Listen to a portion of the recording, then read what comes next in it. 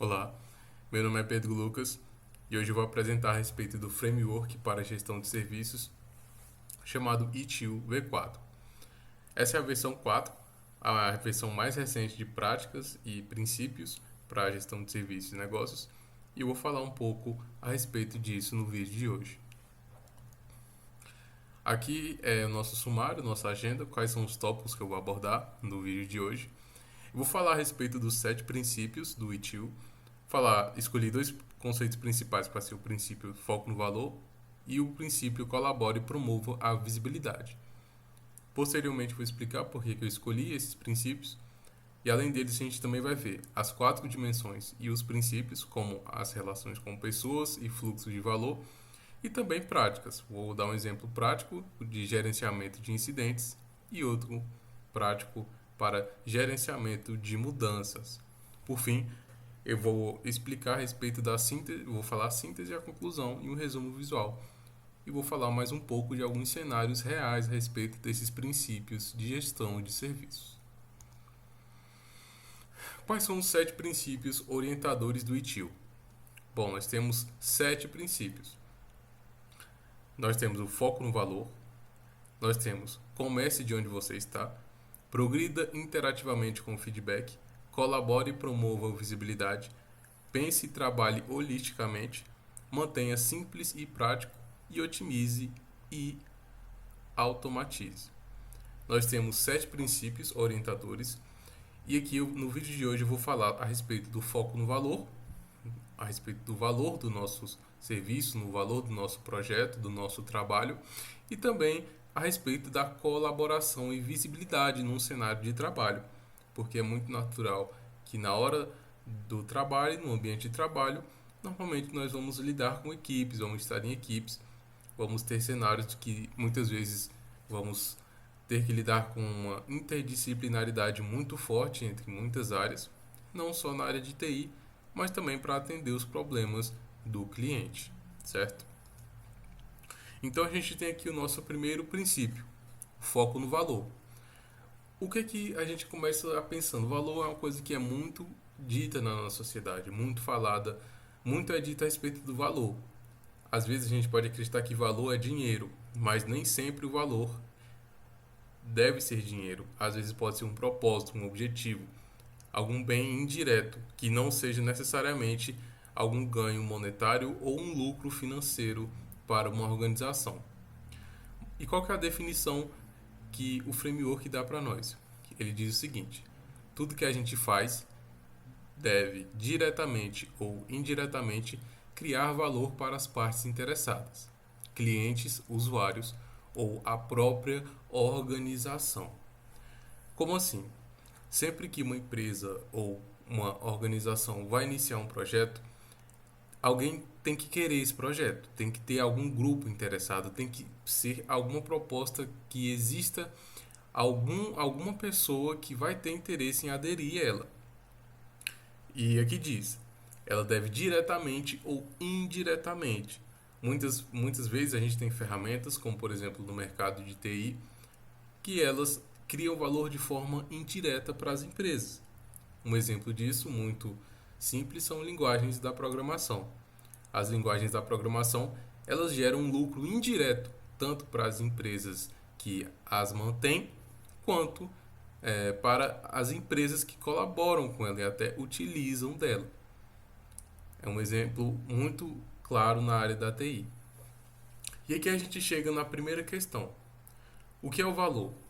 O valor é a percepção de benefícios, utilidade e importância de algo. Valor é sempre co-criado entre provedor e consumidor do serviço. Então, valor nada mais é do que um benefício e a utilidade de alguma coisa que a gente possa entregar.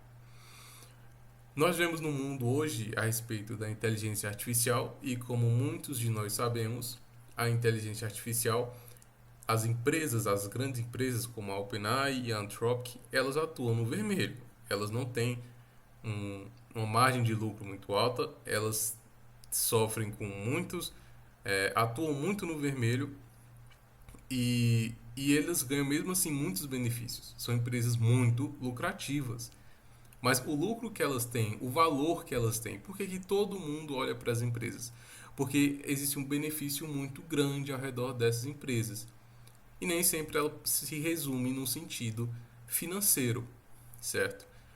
A gente tem muitos cenários como informações, controle e dependência, muitas vezes são um valor muito preso quando eu faço isso. Então, normalmente, quando a gente vai aplicar o nosso valor, a gente tem ele definido, a gente vai aplicar ele, a gente primeiro tem que fazer essa pergunta quando a gente acredita tê-lo. E como que a gente vai saber? A gente vai ter as métricas de valor. A gente pode medir a satisfação do usuário, tempo de resolução e a disponibilidade dos serviços e impacto no negócio. Nisso, normalmente, muitas empresas elas implementam ou entregam coisas que elas não têm uma certeza absoluta de que pode ser popular, que pode gerar lucro, mas que existe uma métrica por trás disso. E essa métrica ela pode ser tanto uma análise das concorrências, você não precisa se manter, você não precisa dar um tiro no escuro. O que as empresas do meu nicho têm? Elas entregam este valor e aquele. E o que elas têm que chamam pessoas? Essa definição, essa métrica, ela não precisa ser calculada por quem cria. Não precisa ser pensada muitas vezes pelo provedor. Em muitos casos, existem casos realmente inovadores. Um exemplo disso, claro, é o número de sistemas na internet que crescem desde da ascensão da IA. A gente tem muitos SaaS por aí e muitos deles têm features, né? Tem muitas coisas que são cópias dos outros. Mas por quê? É de fato uma cópia? Não, porque mede a satisfação. São coisas que satisfazem o usuário. Um grau de personalização maior, um tema escuro e por aí vai. São coisas que, dependendo do nicho que você atua, você pode atrair e ganhar mais satisfação dele. E também tem outros casos, como o tempo de resolução. Muitos negócios usam processos que são muito demorados. Muitos softwares que estão na indústria, por exemplo, grandes indústrias de plantação e na agricultura, você tem ali coisas que são detalhadas. Muitas máquinas hoje são automatizadas, autômatas, né? E nisso, você implementar um software ou uma entrega computacional que acelera a análise, acelera você tornar mais fácil a vida do humano que vai lidar com aquilo, isso é um grande ganho. Isso é ligado a um tempo de resolução. E também a disponibilidade dos serviços. Disponibilidade é um tema que sempre foi recorrente desde o início desse século na computação e nos sistemas que nós temos pela internet, porque a gente sabe que se eu chego e vou usar o meu dinheiro que está no Pix, que está no meu banco e o servidor está offline, isso é um prejuízo muito grande. Isso, inclusive, pode acarretar em muitos danos. Em alguns setores da sociedade, você tem que prezar 100% pela disponibilidade. E esse é um tipo de valor que ele deve ser medido. O porquê que o meu sistema vai precisar disso? Às vezes eu preciso focar tanto numa disponibilidade em um software que seja para agendamento de tarefas ou algum software, eu preciso realmente focar no tempo de resolução em um software que é uma rede social. Eu preciso focar tanto assim nesse lado performático e técnico? Nem sempre. Esse é o princípio do foco no valor. E como que a gente pode analisar isso num fluxo mais visível? No foco no valor, a gente tem um fluxo de cocriação. A gente vai ter a necessidade do cliente, a definição do serviço, a entrega de valor, a percepção de valor e o feedback e a melhoria. E o valor ele não é criado unilateralmente pelo provedor. Ele é co-criado junto com o cliente e o usuário. É basicamente como eu disse, muitas das coisas já são usadas nas empresas de hoje em muitas áreas, não só na tecnologia da informação, mas em engenharias ou até mesmo na saúde, justamente porque existe uma métrica estabelecida de satisfação e de entrega. Não é necessariamente porque a gente não precisa prezar pelo tempo de resolução que a gente precisa abandonar ele ou ignorar ele ou entregar uma performance péssima no nosso produto. E aqui a gente vai ter uma noção de boas práticas. As boas práticas, por exemplo, são mapear a jornada do usuário. onde ele vai, o que ele faz, por que ele usa e qual o fim que ele tem usando o meu sistema. A gente pode medir o NPS e a satisfação, adaptar o serviço ao contexto, não deixar um serviço tão abrangente demais, tanto que é um tópico que muitos softwares usam hoje em dia por causa da IA. Muitas ferramentas usam o IA por dentro, por debaixo dos panos, e é muito importante ter um contexto adaptado. Uma coisa genérica demais perde valor. E eliminar etapas sem valor, muitas coisas redundantes, muito esforço de trabalho e muito prejuízo de produtividade. E assim nós vamos ter algumas armadilhas também. A gente muitas vezes pode focar em processos internos, ignorar feedbacks, a gente pode só seguir a ordem da governança e outros. A gente entrega funcionalidades não utilizadas, às vezes funcionalidades que saiu ali da cabeça do programador, que saiu da cabeça do tech lead, e não existe uma causa clara a respeito disso.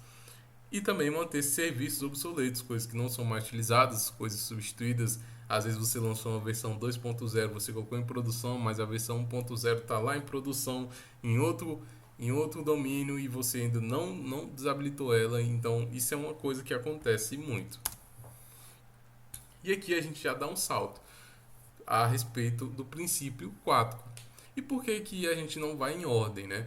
Porque é muito interessante hoje que o trabalho em equipe é uma coisa que muitas pessoas, muitos funcionários não estão sabendo lidar. Eles não sabem lidar com trabalho em equipe, e é um tópico importante, ainda mais num tópico que a gente tem muita produtividade, a gente tem muito isolamento por meio do trabalhador, e é muito importante você ter essa visibilidade, você ter esse contato e essa interação entre os membros, parceiros da equipe.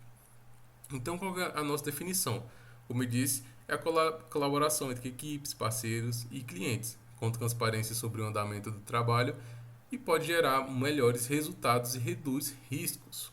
A colaboração ela envolve todas as partes interessadas, ela compartilha conhecimento entre equipes, integra silos organizacionais e promove reunião de alinhamento.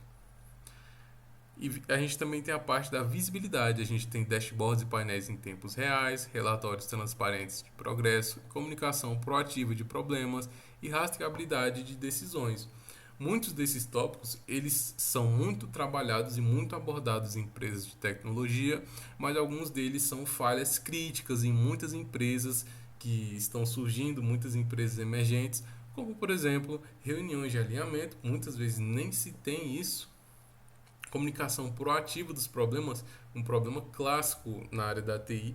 Uma comunicação proativa é uma coisa que pode resolver muitas dores de cabeça e não acontece, certo? E aqui a gente tem o controle da informação, o controle do que é feito e do que é preciso, como dashboards e painéis em tempo real. A gente também tem que ter noção que nesse princípio 4 é importante que a gente tenha todas as partes interessadas presentes, tanto parceiros quanto clientes e equipes alinhados. O desalinhamento é um problema sério em empresas e em qualquer escopo de negócio. E aqui nós vamos ter uma prática 1, gerenciamento de incidentes. O que é o gerenciamento de incidentes? O objetivo dele é restaurar a operação normal o mais rápido possível, minimizando o impacto no negócio, entregando valor no usuário. O gerenciamento de incidentes é quando acontece uma coisa inesperada, uma coisa que não deveria acontecer, uma coisa prejudicial ao seu negócio, seja o seu negócio sendo um SaaS ou você opera servidores, VPS. Um problema que pode haver o problema mais clássico que temos é a disponibilidade nesses cenários. E nós temos uma série de etapas. Primeiro a gente tem a etapa de detecção. A gente normalmente usa um monitoramento automatizado, muitas ferramentas como o Sentinel e por aí vai servem para esse monitoramento automatizado de softwares que estão em produção. A gente tem um registro, alguém vê isso e fala, opa, isso aqui está documentado, e a gente tem a classificação. Se é uma prioridade muito grande, prioridade média ou prioridade baixa. Às vezes um botão de uma cor diferente é uma prioridade muito baixa. Já uma prioridade muito alta é uma vulnerabilidade que permite atacantes explorarem benefícios dos outros usuários no seu sistema. E por último a gente tem aqui a resolução junto do encerramento.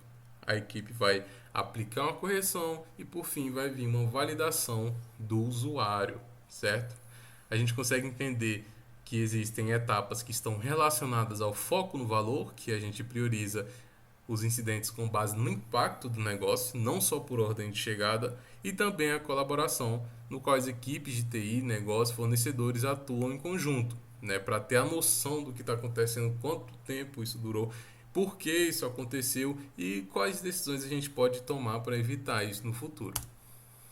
A segunda prática é o gerenciamento de mudanças. Muitas vezes um software precisa passar por retrabalhos, seja porque a aplicação está muito grande, acoplada, ele é um monolito muito pesado, às vezes demora muito para botar, performance muito ruim, difícil manutenção, muito difícil de inserir funcionalidade e pior ainda para refatorar. Esse é o gerenciamento de mudanças. A gente tem que garantir que qualquer mudança feita no nosso software, seja assumir uma nova arquitetura, usar um sistema distribuído ao invés de um monolito, usar também um microserviço, eu vou colocar a instância do meu banco de dados num lugar e outra no outro, aí eu vou começar a subir tudo na mesma VPS, eu vou fazer um deploy em VPS distribuído, e tudo isso é um gerenciamento de mudanças, certo? A gente tem aqui uma mudança padrão, pré-aprovada, baixo risco, por exemplo, aqui uma atualização de um antivírus, alguma mudança simples no firewall, ou alguma mudança de cores no front-end. É um processo simples que muitas vezes não precisa de uma burocracia grande. E aqui nós temos uma mudança normal, que às vezes pode ser uma nova funcionalidade num sistema crítico. Isso é uma coisa muito importante, uma funcionalidade muito grande, ou uma funcionalidade que impacte em outras regras de negócio, ou como funcionam outras regras de negócio. E a gente tem aqui a mudança de emergência para corrigir incidentes graves, como por exemplo patch de segurança, que necessita de uma aprovação acelerada, porque o patch de segurança tem vários comprometimentos num software. E aqui, de novo, nós temos vários princípios aplicados. A gente tem que entender o nosso valor, o valor do. Aquilo precisa de uma aprovação, é uma coisa urgente, é o valor, é o foco no valor. Esse é o foco que a gente tem que ter. E também a colaboração, que a gente vai ter que ter noção de, isso precisa de uma aprovação, está de acordo com a governança, faz sentido isso nesse projeto ou não. E também a emergência, que é um caso extremo, muitas vezes não vai precisar dessa aprovação justamente por ser um caso muito extremo de necessidade máxima, certo? E aqui nós temos a síntese, a gente consegue entender que o foco no valor ele faz parte das organizações de pessoas quando a cultura é orientada ao valor e cada pessoa entende seu papel na entrega ao cliente. Quando a gente fala do fluxo de valor, a gente fala dos processos mapeados por resultado, cada etapa justificada pelo valor gerado, você tem que ter essa justificativa para prosseguir. E também aqui nós temos com a colaboração e visibilidade a estrutura e a cultura que promovem a colaboração, transparência e comunicação. Um time bem entrosado, né, é uma coisa fundamental nesse tópico. A gente também tem o fluxo de valor sendo processos visíveis a todos, rastreabilidade e comunicação embutido no fluxo. Todo mundo tem que saber em qual etapa está, qual etapa está indo e qual etapa deve acabar, pelo menos tenha essa noção, certo? E bom, essa é a conclusão da nossa aula. Abordei esses tópicos falando de gestão de serviços, que é um tópico muito interessante e muito ausente. Muitas organizações, muitas empresas são iniciadas sem esse planejamento e sem essa visibilidade. Eu agradeço a sua atenção e muito obrigado.